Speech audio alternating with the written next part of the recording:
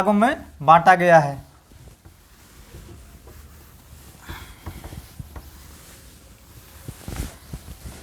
तो आदिकाल का वर्गीकरण,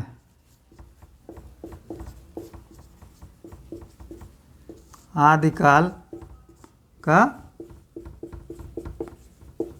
वर्गीकरण। तो अध्ययन की सुविधा के लिए आदिकाल को 6 भागों में बांटा गया कि हम कैसे इसका अध्ययन करें, कैसे वर्गीकृत कर दिया जाए जिससे हमें अध्ययन में सुविधा हो। तो अध्ययन की सुविधा के अनुसार आदिकाल को 6 भागों में बांटा गया, जिसमें आपका एक है सिद्ध साहित्य है, सिद्ध साहित्य। दूसरा है नाथ साहित्य, सिद्ध साहित्य, नाथ साहित्य, और एक जैन साहित्य।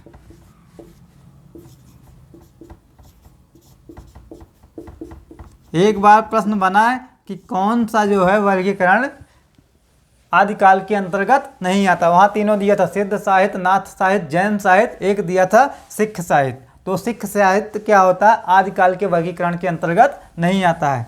इसके बाद फिर आपका जो है रासो साहित्य है,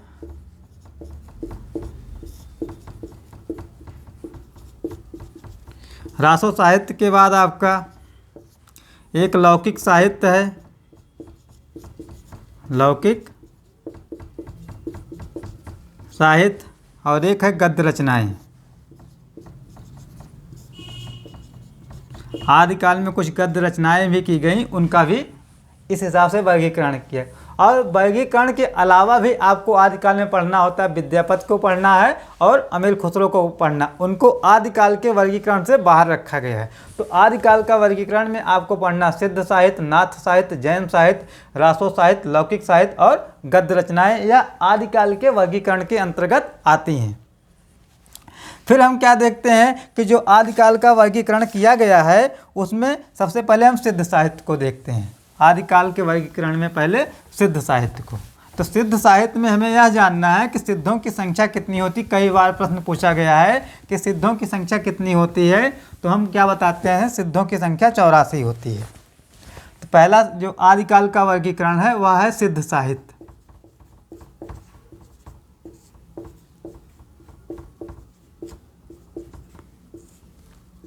और सिद्ध साहित्य का जो समय है, समय इसका है 7वीं शती से 8वीं शती तक। पूछा जा सकता है सिद्ध साहित्य का जो समय कब से कब माना जाए, तो 7वीं से 8वीं शती माना जाएगा। इनकी संख्या यदि पूछा जाए कि सिद्धों की संख्या कितनी है, तो संख्या कई बार पूछा गया है, तो संख्या कितना बताना है, सिद्धों की संख्या 84 है। और क्या बताना है, इसकी भाषा पूछा जाता है कि सिद्ध साहित्य की भाषा क्या है, तो हम बताएंगे संध्या भाषा। सिद्ध साहित्य की भाषा संध्या भाषा और सिद्धों की संख्या 84। अब यह जो सिद्ध साहित्य था, आपने सुना होगा कि एक था बौद्ध धर्म था, और बौद्ध धर्म जो था इसका देखिए कैसे उदय हुआ कि बौद्ध धर्म था। बौद्ध धर्म क्या हुआ, 2 भागों में विभाजित हो गया। बौद्ध धर्म 2 भागों में विभाजित हुआ। एक को कहा गया हीनयान, हीनयान, और दूसरा था महायान। और महायान को ब्रजयान कहा गया, इसी को वज्रयान कहा गया। क्या कहा गया, ब्रजयान। और यही जो ब्रजयानी थे, जो ब्रजयान शाखा थी, जैसे बौद्ध धर्म पहले था, बौद्ध धर्म क्या हुआ, 2 भागों में विभाजित हुआ, एक हीनयान, दूसरा महायान। और महायान को क्या कहा गया, वज्रयान कहा गया। और जो ब्रजयानी थे, इन्हीं को हम क्या कहते हैं, सिद्ध कहते हैं। पूछा जाए सिद्धों का विकास किससे हुआ, तो वज्रयानियों से सिद्धों का विकास हुआ। और सिद्धों में जो है योगिनियाँ थीं। क्या थी, योगिनियाँ। तो उन योगिनियों में कौन कौन सी हैं योगिनियाँ, तो योगिनियों में आपका एक है मणिभद्रपा, सिद्धों में मणिभद्रपा, एक है लक्ष्मीकरा, और जो एक है कनकलापा।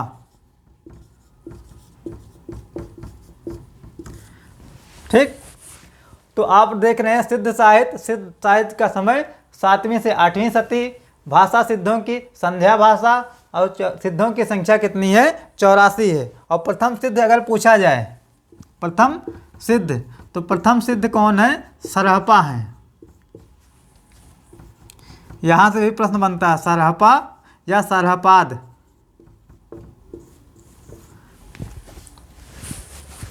कि प्रथम सिद्ध या प्रमुख सिद्ध पूछा जाएगा तो हम क्या बताएंगे? सरहपा बताएंगे। तो यहाँ पूछा जाए कि सिद्धों में कौन कौन सी योगिनियाँ हैं। यहाँ TGT 2021 में यहाँ से प्रश्न बना कि कौन सी योगिनी सिद्ध साहित्य में नहीं है। तो यहाँ मणिभद्रपा, लक्ष्मीकरा और कनपलापा, यह तीनों क्या हैं? योगिनियाँ हैं। और सिद्ध साहित्य का विकास कैसे हुआ, कैसे यह बना? तो यह जो था एक बौद्ध धर्म था। बौद्ध धर्म जो है 2 भागों में विभाजित हुआ, एक हीनयान, दूसरा महायान। और जो महायान था वहाँ से वज्रयान, और जो वज्रयानी थे तो उन्हीं को हम क्या कहते हैं? सिद्ध कहते हैं। इसके बाद फिर देखते हैं जो प्रमुख सिद्ध हैं उनके बारे में थोड़ा सा, बहुत ही इम्पॉर्टेंट है। इनकी संख्या याद रखना है और प्रथम सिद्ध याद रखना है और सिद्धों की भाषा याद रखना है कि सिद्ध साहित्य की भाषा क्या थी? तो संध्या भाषा उसकी थी। तो सिद्ध साहित्य में हम लोग देखेंगे पहले जो सरहपा है।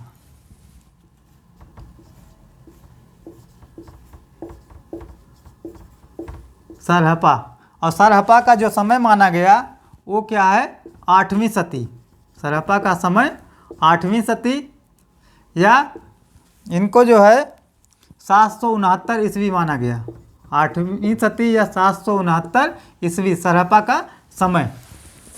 अब जो सरहपा थे इनको सर्वप्रथम सिद्ध या प्रथम सिद्ध माना गया। एक चीज़ यहाँ ये याद रखना सरहपा को कि सर्वप्रथम सिद्ध, तो सर्वप्रथम सिद्ध कौन है? सरहपा। और अधिकांश विद्वानों के मतों के अनुसार सरहपा हिंदी के प्रथम कवि हैं। और राहुल सांकृत्यायन जी ने सरहपा को हिंदी का प्रथम कवि माना। और जो अधिकांश विद्वानों का मत था उन्होंने भी क्या कहा कि सरहपा ही हिंदी के प्रथम कवि हैं। तो सर्वप्रथम सिद्ध पूछा जाए तो सरहपा, और सबसे पुराने सिद्ध पूछा जाए तब भी सरहपा। और सरहपा के बारे में जानना है कि सहजयान का प्रवर्तक, अगर यह पूछा जाए कि सहज यान का प्रवर्तक किसे माना जाए तो वह भी सरहपा है। इनको सहजयान का प्रवर्तक क्यों माना गया? क्योंकि यह सहज जीवन पर बल देते थे। सरहपा जी जो थे वह सहज जीवन पर बल देते थे, और सहज जीवन पर बल देने के कारण इनको सहजयान का प्रवर्तक माना गया। आगे फिर क्या है, इनके बारे में क्या जानना है कि इनके अन्य नाम भी हैं। सरहपा जी के अन्य नाम हैं। उन नामों में आपका एक पढ़े होंगे आप, इनको सरहपाद कहा गया। कहीं कहीं इनका नाम सरहपाद भी है, और सरोज वज्र भी है। सरोज वज्र भी है। राहुल भद्र भी कहा गया इनको, राहुल भद्र भी कहा गया। और क्या कहा गया? सरोरूहपाद भी कहा गया। यह इनके अन्य नाम है। पूछा जाए सरोज वज्र कौन है तब भी सरहपा, राहुल भद्र कौन है? सरहपा, और सरहपाद कौन है? सरहपा। सरहपा को हिंदी का प्रथम कवि किसने माना? पंडित राहुल सांकृत्यायन। इनका जो प्रमुख रचना है, सरहपा की प्रमुख रचनाएं जो हैं, प्रमुख रचनाओं में इनका एक रचना है चर्या गीत है। चर्या गीत। और दूसरी रचना है दोहा कोश। ये दोनों इनकी रचनाएं हैं कि चर्या गीत और दोहा कोश। तो हमें बहुत ज़्यादा इसमें ध्यान नहीं देना। ध्यान क्या देना है? सर्वप्रथम सिद्ध कौन है? सरहपा। और सहजयान के प्रवर्तक कौन है? सरहपा। और इनकी जो रचना है चर्या गीत और दोहा कोश। अगले जो सिद्ध कवि हैं वो हैं लुइपा हैं। अगले जो सिद्ध कवि हैं वो लुइपा हैं।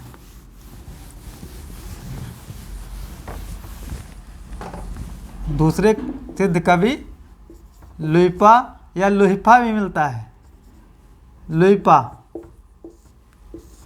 लुइपा क्या है, इनके जो गुरु थे, लुइपा के गुरु जो हैं वो सबरपा हैं। और 84 सिद्धों में सबसे ऊंचा स्थान अगर पूछा है, अगर यह प्रश्न पूछे कि 84 सिद्धों में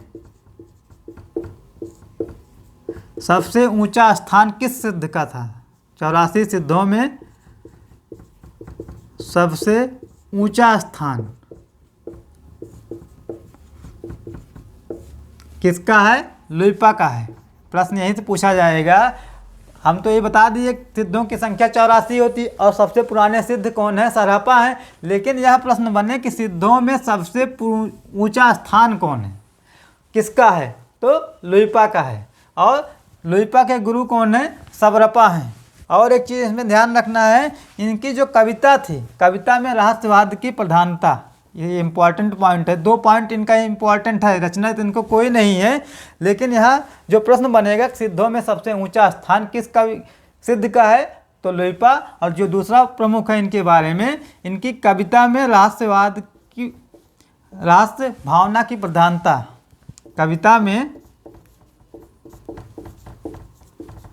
रहस्य भावना की प्रधानता। पूछा जा सकता है किस सिद्ध कवि की रचना में रहस्य भावना की प्रधानता है, तो क्या बताएंगे, लुइपा। लुइपा या लुइफा भी मिलता है। और एक चीज़ और ध्यान देना है कि जितने भी सिद्ध कवि हैं उनके नाम के पीछे पा शब्द मिलता है। चाहे आप सरहपा ले लें, चाहे लुइपा ले लें, सरहपा ले लें, जो भी कहें लगभग उनको पा मिलता। और पा या शब्द जो है वह आदर सूचक शब्द है। आगे एक कवि हैं आप सिद्धों में, सबरपा। सबरपा का जो समय है 780 ईस्वी है। सबरपा का समय 780 ईस्वी। इनके बारे में क्या जानना है, गुरु इनके कौन थे, गुरु जो सरहपा हैं।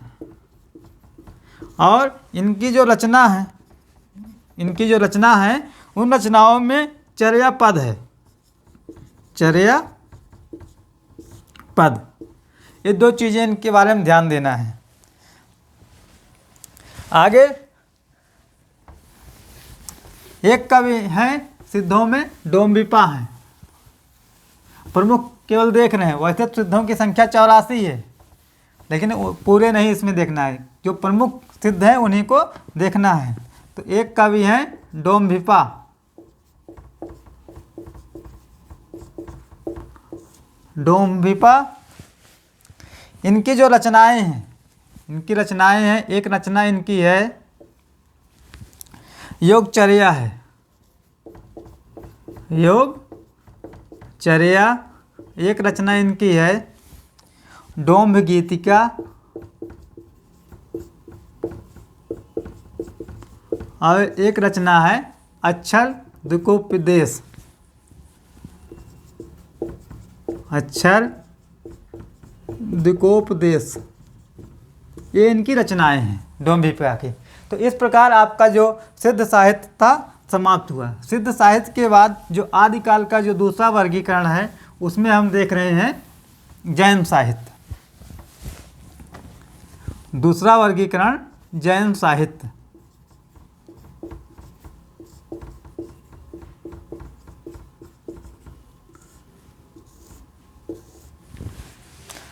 तो आदिकाल में जो सबसे प्रमाणिक साहित्य है वह जैन साहित्य है। यहाँ एक चीज़ को ध्यान देना है कि सबसे प्रमाणिक साहित्य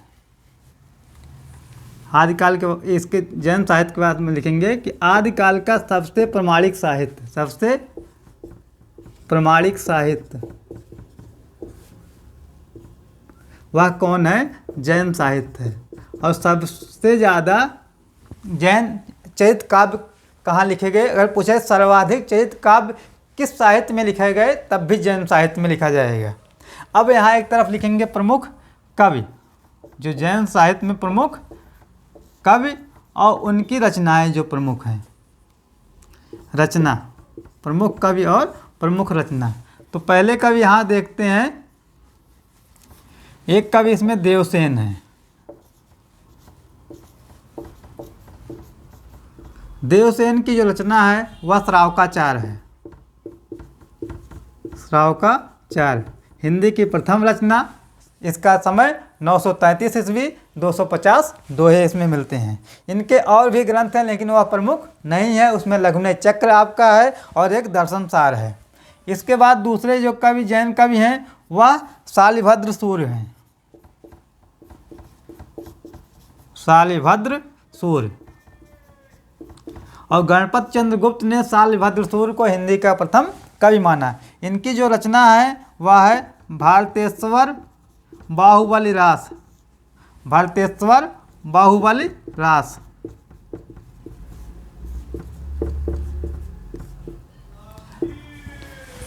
श्रावकाचार हिंदी की प्रथम रचना, लेकिन जो भारतेश्वर बाहुबली रास है यह रास परंपरा की प्रथम रचना मानी गई है। यहाँ पूछा जाए कि रास परंपरा की प्रथम रचना क्या है, भारतेश्वर बाहुबली रास ही है। आगे फिर एक कवि हैं आशुग। जैन साहित्य में एक कवि हैं आशुग कवि। इनकी जो रचना है वह है चंदनवाला रास।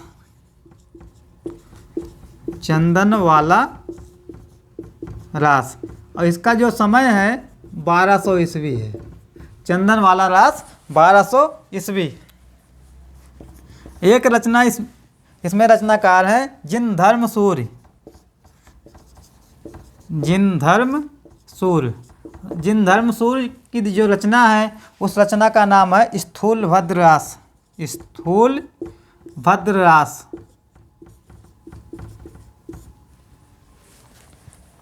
आगे अगले जो कवि हैं वह है सुमतिगण।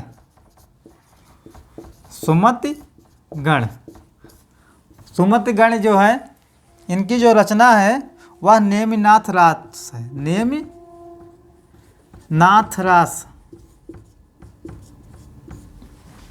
तो ऐसे पूछेगा कि देवसेन की रचना का नाम श्रावकाचार। भारतेश्वर बाहुबली रास किसकी रचना, शालिभद्र सूर्य। चंदनवाला रास आशुग कवि। स्थूलभद्र रास जिनधर्म सूर्य। नेमिनाथ रास सुमतिगण। आगे और भी जो जैन कवि हैं उनको देखते हैं।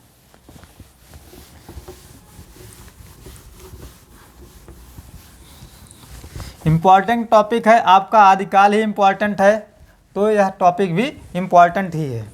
तो अगले जो कवि हैं विजय सेन सूर्य। विजय सेन सूर्य। इनकी जो रचना है रेवंत गिरि रास। विजय सेन सूर्य की रचना रेवंत गिरि रास।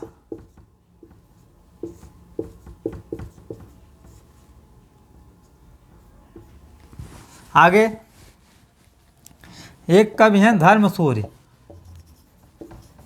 धर्म सूर्य की जो रचना है जम्बूस्वामी रासा। जम्बूस्वामी रासा। और अगले जो कवि हैं वह हैं जिनदत्त सूर्य। जिनदत्त सूर्य। इनकी जो रचना है उपदेश रसायन रास।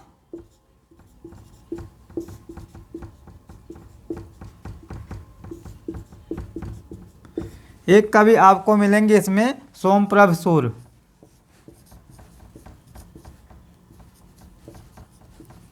सोमप्रभ सूर्य। इनकी जो रचना है उसका नाम है कुमारपाल प्रतिबोध। कुमारपाल प्रतिबोध।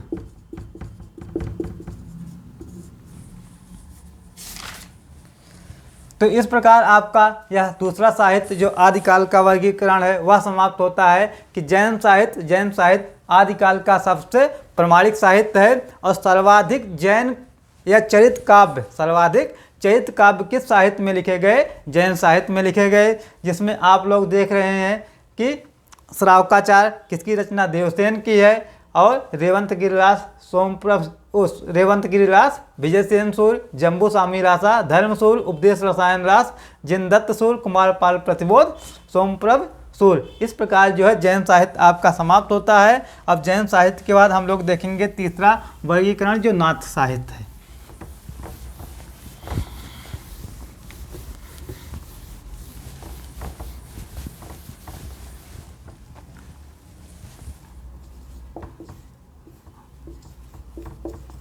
नाथ साहित्य। अब नाथ साहित्य में इनका जो क्या है कि संख्या, सबसे पहले नाथों की संख्या पूछा जाता है। तो नाथों की जो संख्या मानी गई है वह मानी गई है 9। ये बहुत ही महत्वपूर्ण है। सिद्धों की संख्या 84 और नाथों की संख्या 9। और आराध्य देव कौन है कि नाथ लोग किसको मानते हैं? आराध्य देव जो हैं नाथों के वह शिव हैं। ये लोग शिव को मानते हैं। और नाथ साहित्य के, नाथ संप्रदाय के प्रवर्तक कौन है? तो प्रवर्तक में गोरखनाथ। यहीं से प्रश्न बनेगा, पूछ लेगा कि नाथ साहित्य के आरंभकर्ता कौन है, तब भी गोरखनाथ। नाथ साहित्य के प्रवर्तक कौन है, तब भी गोरखनाथ। नाथ साहित्य के प्रेरणा कौन है, तब भी गोरखनाथ। नाथों की संख्या 9, सिद्धों की संख्या 84 और आराध्य देव नाथ साहित्य के कौन है? शिव। और नाथ साहित्य का जो विकास का क्रम है कि नाथ साहित्य का विकास का क्रम जो है उसमें कैसे नाथ हुआ? तो नाथ साहित्य के विकास का क्रम, नाथ साहित्य के विकास का क्रम कैसे जो है इसका क्रम आया? तो सबसे पहले आपका एक सुने होंगे महायान था। क्या था? महायान, जो बौद्ध धर्म था वहीं से है ये महायान। महायान से क्या हुआ? वज्रयान का विकास हुआ। महायान से वज्रयान का विकास और वज्रयान से सहजयान का विकास।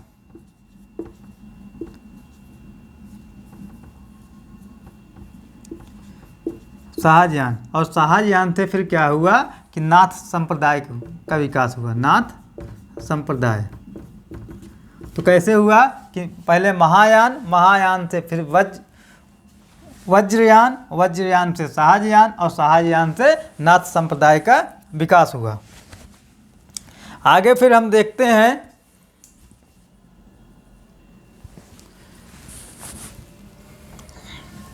तो ये है नाथ संप्रदाय के विकास का क्रम।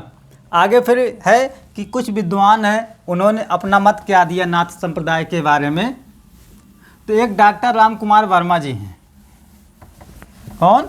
डॉक्टर रामकुमार वर्मा। इन्होंने क्या कहा? इनका जो कथन है नाथ संप्रदाय के बारे में, नाथ पंथ से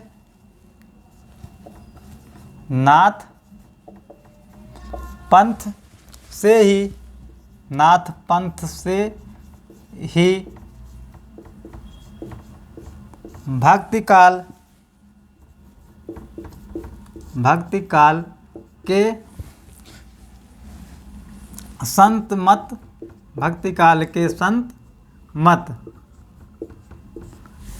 का विकास हुआ। संत मत का विकास हुआ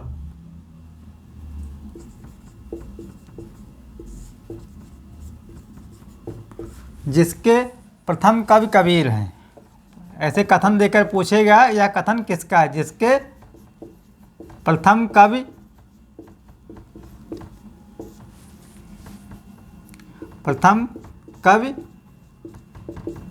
कबीर हैं।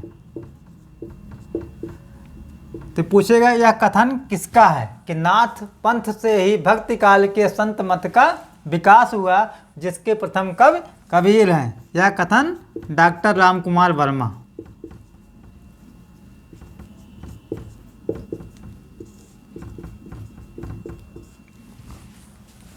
एक कथन ये है और दूसरा जो कथन है वह राहुल सांकृत्यायन जी का है। तो राहुल सांकृत्यायन जी ने क्या कहा कि सिद्ध साहित्य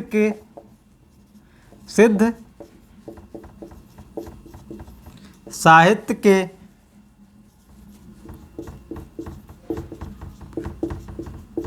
विकसित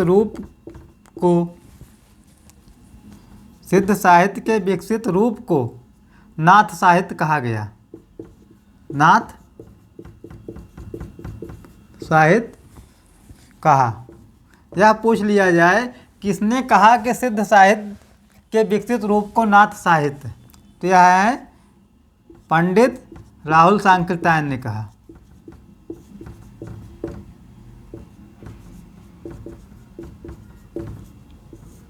ये सब इम्पोर्टेंट कथन है, पूछा जाएगा, ऐसे दे देगा, पूछ लेगी यह कथन किसका है।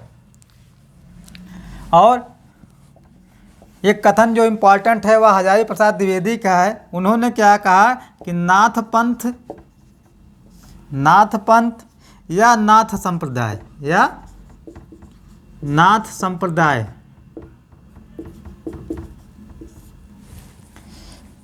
के सिद्ध मत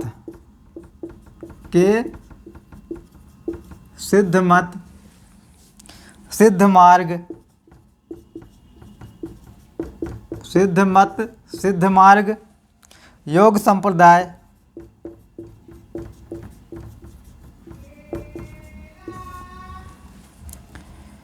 संप्रदाय अवधूत मत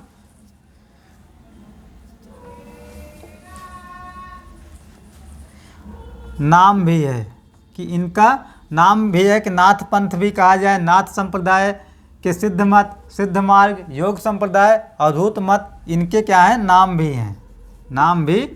हैं। यह किसने कहा? आचार्य हजारी प्रसाद द्विवेदी। आचार्य हजारी प्रसाद द्विवेदी जी ने। और जो गोरखनाथ का संप्रदाय है, उसी को हिंदी में क्या कहा गया? नाथ संप्रदाय कहा गया।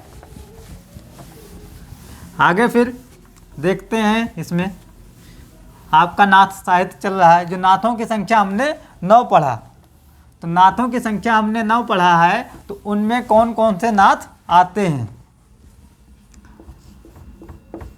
नाथ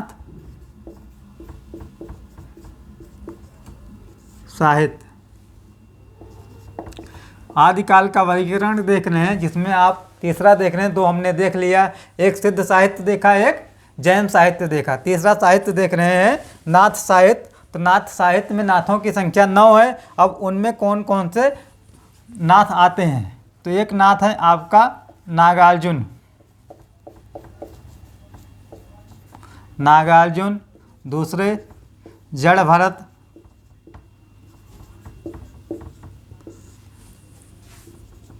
एक हैं हरिश्चंद्र,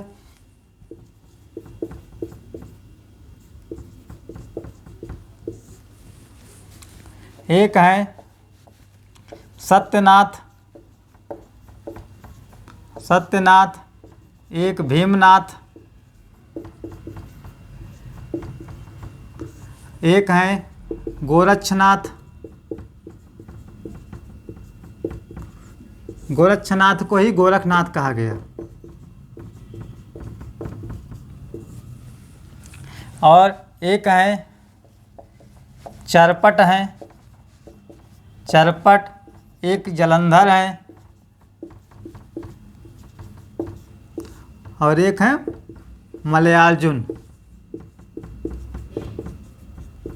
तो नाथों की संख्या हमने देखा 9। पूछा जाएगा कि नाथों की संख्या कितनी होती है? 9 होती है, जिनमें आपके नागार्जुन, जड़ भरत, हरिश्चंद्र, सत्यनाथ, भीमनाथ, गोरक्षनाथ या गोरखनाथ, चरपट, जलंधर और मलयार्जुन। इनमें जो नागार्जुन हैं, इनको प्रसिद्ध रसायनी कहा गया। पूछा जाए कि नाथ साहित्य में रसायन की सिद्धि होती है, तो प्रसिद्ध रसायनी कौन है? नागार्जुन, प्रसिद्ध रसायनी नागार्जुन। और जो नागार्जुन है, चरपट है, और कौन? जलंधर। नागार्जुन, चरपट, जलंधर और गोरक्षनाथ, ये 4 लोग हैं कि कौन कौन? नागार्जुन, चरपट, जलंधर और गोरक्षनाथ। यह सिद्धों में भी आते हैं।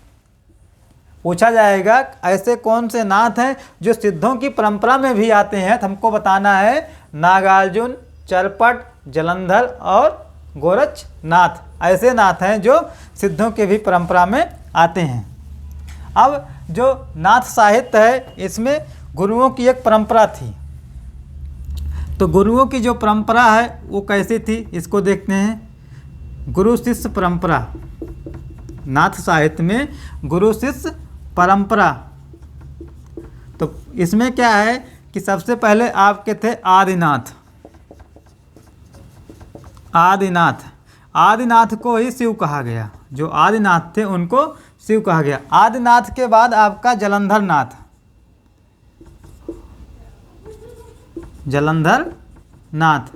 और जलंधर नाथ के बाद फिर आपका मस्तेंद्र नाथ, और मस्तेंद्र नाथ के बाद गोरखनाथ। यह गुरु शिष्य परंपरा है। कहने का तात्पर्य यह है कि जो गोरखनाथ के गुरु कौन है, मस्तेंद्र नाथ, और मस्तेंद्र नाथ के गुरु जलंधर नाथ, और जलंधर नाथ के गुरु आदिनाथ। यह पूछा जा सकता है कि गोरखनाथ के गुरु कौन थे, तो मस्तेंद्र नाथ बताएंगे, और मस्तेंद्र नाथ के गुरु जलंधर नाथ, और जलंधर नाथ के गुरु आदिनाथ। यह गुरु शिष्य परंपरा है नाथ साहित्य में। तो हम देखते हैं सबसे पहले मस्तेंद्र नाथ। नाथों में हम पढ़ रहे हैं तो पहले देखेंगे मस्तेंद्र नाथ।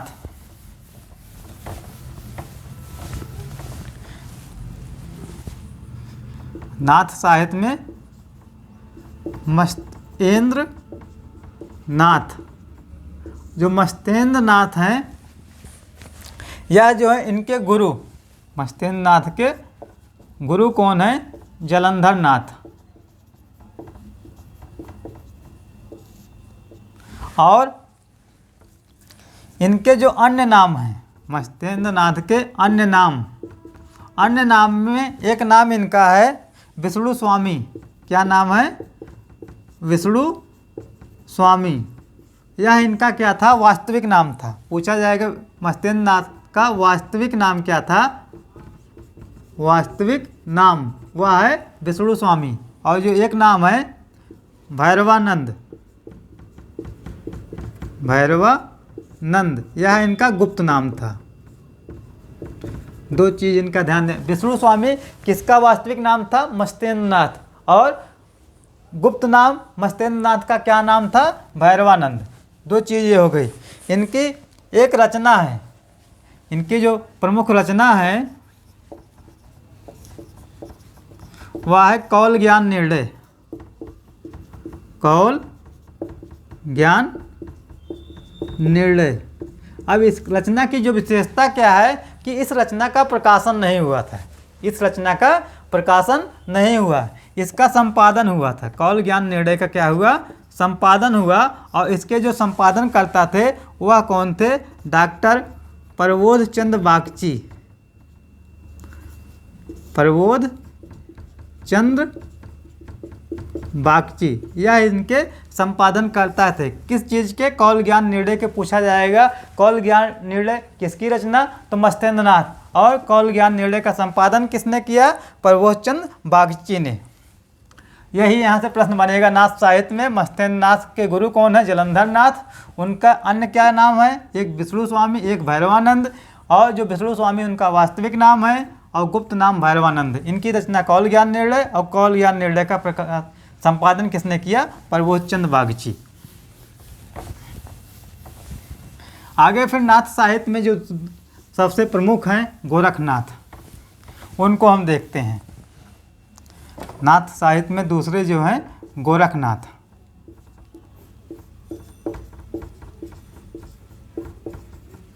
अब जो गोरखनाथ हैं इनके गुरु कौन हैं, गोरखनाथ के गुरु ये हैं मस्तेंद्र नाथ, ये इनके गुरु हैं। और इनके बारे में क्या विशेषता है, गोरखनाथ को नाथ साहित्य का प्रवर्तक और आरंभकर्ता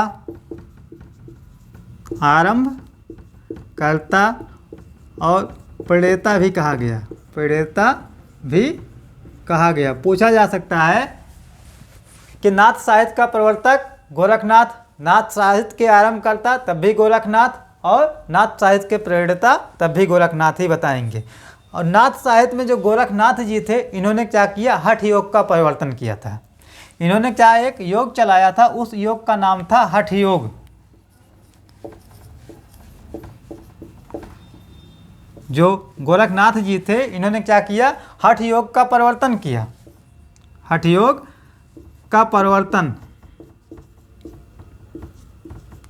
तो हठ योग का जो परिवर्तन किया इन्होंने, इसमें क्या है कि यह पूछा जाएगा हठ योग का परिवर्तन किसने किया, गोरखनाथ ने। अब जो इन्होंने परिवर्तन किया वह क्या था, एक पतंजलि थे, तो पतंजल के योग का सहारा लेकर, पतंजल के योग का सहारा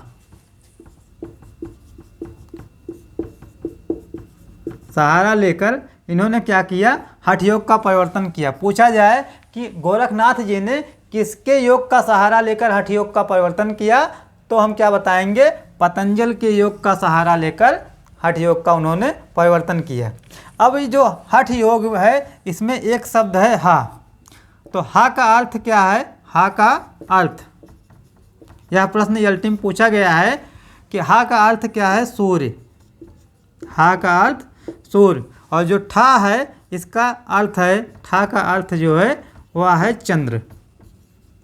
हा का अर्थ सूर्य और ठा का अर्थ चंद्र, इसी से बना हठ योग। और जो यह जो बताया गया है, हा का अर्थ सूर्य और ठा का अर्थ चंद्र होता है, यह किस ग्रंथ के अनुसार है, एक ग्रंथ है कि सिद्ध सिद्धांत पद्धति, सिद्ध सिद्धांत पद्धति ग्रंथ के अनुसार। यह पूछा जा सकता है कि हा का अर्थ सूर्य और ठा का अर्थ चंद्र है, वह किस ग्रंथ के अनुसार है, वह ग्रंथ है सिद्ध सिद्धांत पद्धति के अनुसार बताया गया कि हा का अर्थ सूर्य और ठा का अर्थ चंद्र। यह गोरखनाथ जी के बारे में यहाँ है। आगे फिर क्या है और इनके बारे में क्या जानना है, गोरखनाथ जी के बारे में। जो मिश्रबंधु थे, मिश्रबंधुओं ने क्या कहा कि हिंदी के प्रथम गद्य लेखक, मिश्रबंधुओं ने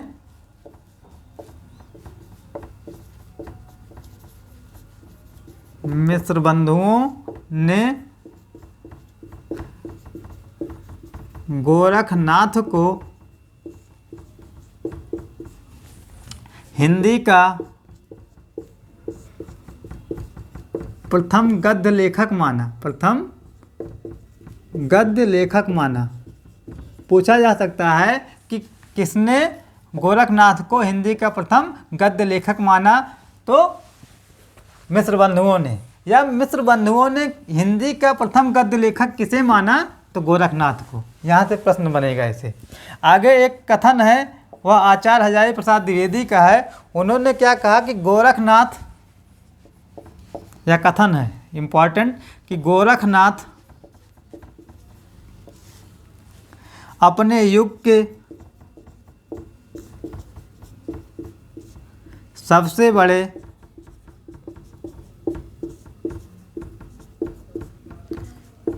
नेता थे।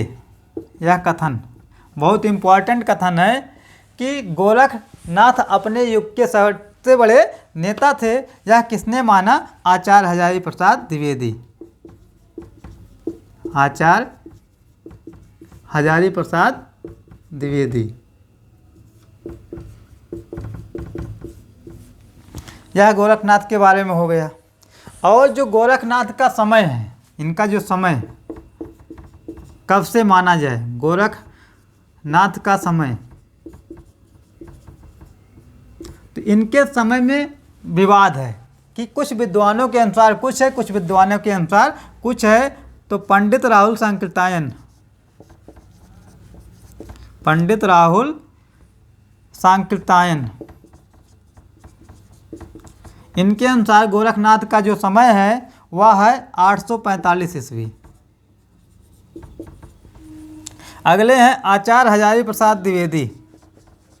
आचार्य हजारी प्रसाद द्विवेदी, इन्होंने गोरखनाथ का समय कब माना? इन्होंने 9वीं शती माना। गोरखनाथ का समय 9वीं शती माना। और एक है पीताम्बर दत्त बर्थवाल, पीताम्बर दत्त बर्थवाल, इन्होंने जो समय माना वह समय है 13वीं शती। और रामकुमार वर्मा, रामकुमार वर्मा ने इनका समय माना 13वीं शती। और आचार्य रामचंद्र शुक्ल ने, आचार्य रामचंद्र शुक्ल, इन्होंने गोरखनाथ का भी समय क्या माना? 13वीं शती माना। ये है गोरखनाथ का समय। तो गोरखनाथ के समय में पंडित राहुल संकीर्तन 845 ईस्वी मानते हैं, आचार्य हजारी प्रसाद द्विवेदी 9वीं शती मानते हैं, पीताम्बर दत्त बर्थवाल 13वीं शती मानते हैं, रामकुमार वर्मा और आचार्य रामचंद्र शुक्ल कब मानते हैं? 13वीं शती मानते हैं। पीताम्बर दत्त बर्थवाल जो है इनका 11वीं शती, पीताम्बर दत्त बर्थवाल के अनुसार इनका समय क्या है? 11वीं शती है। और आचार्य रामचंद्र शुक्ल ने गोरखनाथ का समय पृथ्वीराज के आसपास माना है।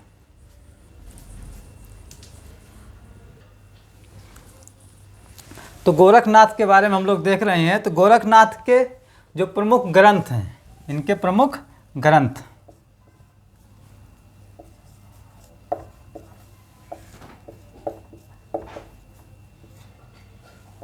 तो प्रमुख ग्रंथों में वैसे इनके ग्रंथों की संख्या 40 बताई गई है। गोरखनाथ के जो ग्रंथ हैं उनकी संख्या 40 बताई गई है। लेकिन पीताम्बर दत्त बर्थवाल हैं, उन्होंने इनके ग्रंथों की संख्या 14 मानी है। उन ग्रंथों में आप देखेंगे एक ग्रंथ है शबदी,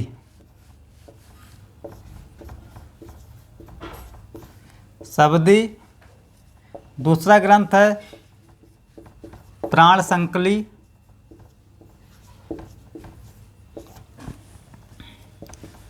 तीसरा ग्रंथ पद, फिर शिष्यादर्शन,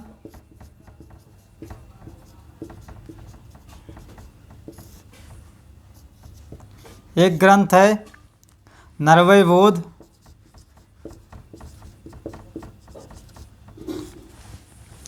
अगला जो ग्रंथ है इनका उसको माना है अभय मात्रा योग, अभय मात्रा योग, एक ग्रंथ आत्मबोध,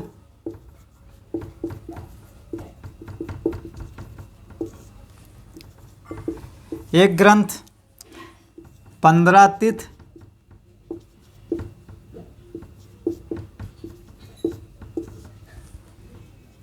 एक है सप्तवार,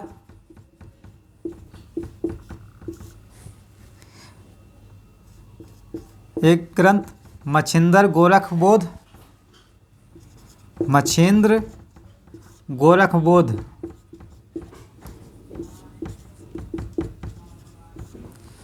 एक ग्रंथ है ज्ञान तिलक, ज्ञान तिलक, एक है ज्ञान चौतीसा,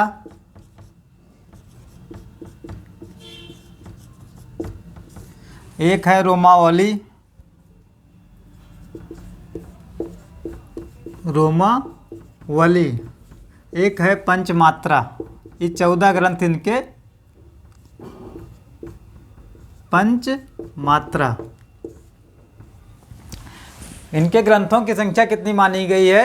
40 मानी गई है। लेकिन पीताम्बर दत्त बर्थवाल, डॉक्टर पीताम्बर दत्त बर्थवाल,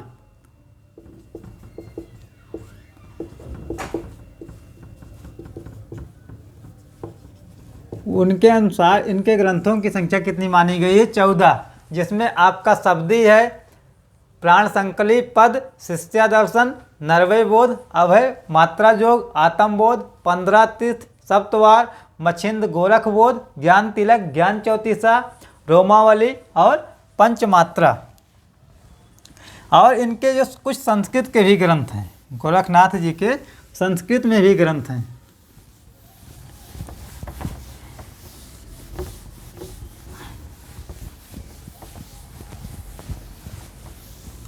तो इनके जो संस्कृत में ग्रंथ हैं उनको देख लेते हैं।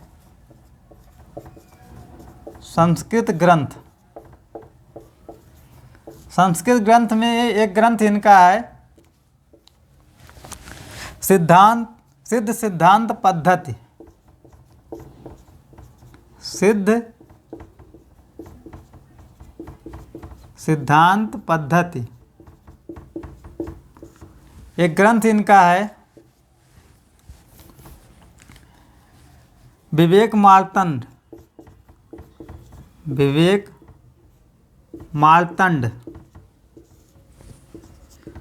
एक ग्रंथ है शक्ति संगम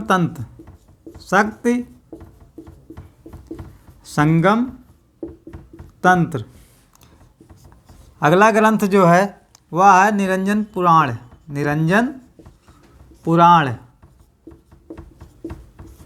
और अगला जो ग्रंथ है वह है वैराट पुराण।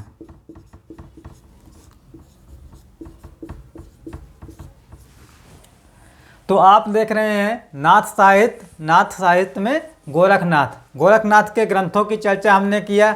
उसमें कुछ संस्कृत के ग्रंथ गोरखनाथ जी के हैं, कुछ जो है हिंदी में लिखित ग्रंथ हैं। जो संस्कृत ग्रंथ हैं उनमें सिद्ध सिद्धांत पद्धत, विवेक मार्तंड, शक्ति संगम तंत्र, निरंजन पुराण और वैराट पुराण, ये इनके संस्कृत के ग्रंथ हैं। तो इस प्रकार आपने देखा कि जो आदिकाल था उसके वर्गीकरण में हमने 6 बताया कि उनका 6 प्रकार से वर्गीकरण किया, जिसमें एक नाथ साहित्य है, एक जैन साहित्य है और एक सिद्ध साहित्य और लौकिक साहित्य है, गद्य रचनाएं और रासो साहित्य। इस 6 प्रकार से वर्गीकरण किया गया, जिसमें हमने 3 वर्गीकरण देखा, जिसमें आपने देखा सिद्ध साहित्य, नाथ साहित्य और जैन साहित्य। इसके बाद जो साहित्य बचा है, आदिकाल का जो वर्गीकरण बचा है, उसको हम अगले वीडियो में देखते हैं, जिसमें आपको रासो साहित्य, लौकिक साहित्य और गद्य रचनाएं इसके विषय में बताया जाएगा। यह हिंदी साहित्य का इतिहास बहुत ही विस्तृत पाठ्यक्रम है और सब जगह पूछा जाता है। कोई भी प्रतियोगी जो हिंदी साहित्य से TGT, PGT, net JRF, assistant professor आदि परीक्षाएं देते हैं, उन सभी के सिलेबस में हिंदी साहित्य का इतिहास रखा गया है। इसलिए सभी प्रतियोगी हिंदी साहित्य का इतिहास अवश्य पढ़ें। धन्यवाद।